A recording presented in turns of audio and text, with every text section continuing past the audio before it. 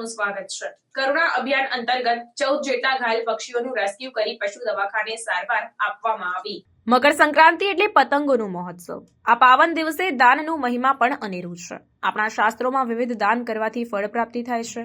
મકર સંક્રાંતિ એટલે પુણ્યનું ભાથું બાંધવાનો તહેવાર। ખાસ કરીને ગુજરાતમાં મકર સંક્રાંતિનું અનેરું મહત્વ છે।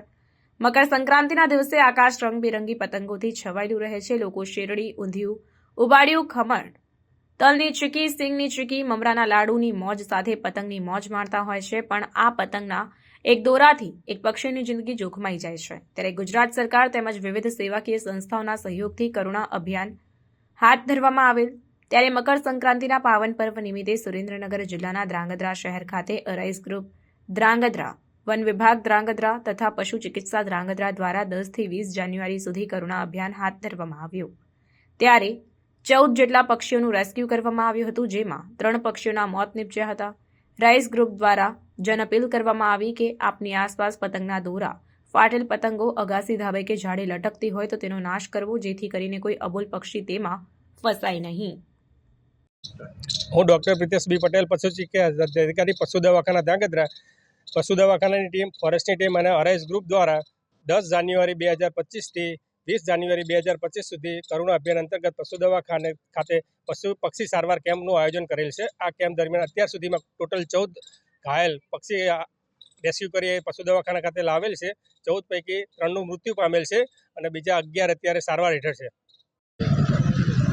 હું મહેશ રાજગોર, અરાઇઝ ગ્રુપ પક્ષી બચાવ અભિયાન ધ્રાંગધ્રા શહેરમાં અમે લોકો છેલ્લા 17 વર્ષથી પક્ષી બચાવ અભિયાનનું સેવા કાર્ય કરી રહ્યા છીએ।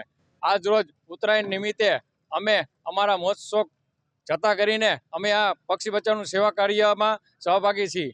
આજ રોજ ઉત્તરાયણ નિમિત્તે અંદાજે 14 થી 15 જેટલા ઘાયલ પક્ષીઓનું અરાઇઝ ગ્રુપ દ્વારા રેસ્ક્યુ કરવામાં આવ્યું, જેમાં 3 મૃત્યુ પામ્યા છે।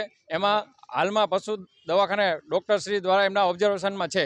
તો અમે લોકોને એ જ અપીલ કરી છે કે આપણે સૌ સાથે મળીને આ ઘાયલ પક્ષીને બચાવવા જોઈએ। આપણી એક દિવસની મજા એમની જિંદગી બની સજા બની જાય છે। માટે ઉત્તરાયણ ઉજવો, પણ દાન ને પુણ્યના તહેવાર ઉજવીને ઉજવો, આવી કે કોઈની મોતની સજા ન થવી જોઈએ। તો આપ સૌને એ જ અપીલ કરું છું કે તમારા ઘરની આસપાસ જ્યાં પણ દોરી કે ગૂંચવાડા હોય, દોરી એ લટકતા હોય તો એનો નાશ કરો, જેથી કરીને કોઈ પક્ષી એમાં ફસાઈ ન જાય અને ઘાયલ થતાં બચી શકે। આ અરાઇઝ ગ્રુપમાં ઉત્તરાયણ નિમિત્તે જે પણ ફંડ ફાળો આવે છે ધ્રાંગધ્રા શહેરની તેમાં આજુબાજુની દરેક જીવદયા પ્રેમીઓ દ્વારા અમને સાથ સહકાર આપવામાં આવે છે। એ બદલ અમે એમનો ખૂબ ખૂબ આભાર માનીએ છીએ। આ સેવા કાર્યમાં જે ફંડ ફાળો આપે છે એનો અમે ઉનાળામાં વિનામૂલ્યે કુંડા, ચકલીઘર તેમજ ચરની ડીશનું જે વિતરણ કરી છે એમાં ઉપયોગ લેવામાં આવે છે। આથી દરેક લોકો અમને પૂરેપૂરો સાથ સહકાર આપે છે અને હજી પણ અમે એ જ અપેક્ષા છે આવું નવું કાર્ય ખૂબ વધતું જાય એવી લોકો પાસે અપેક્ષા। આપ સૌને ખૂબ ખૂબ આભાર।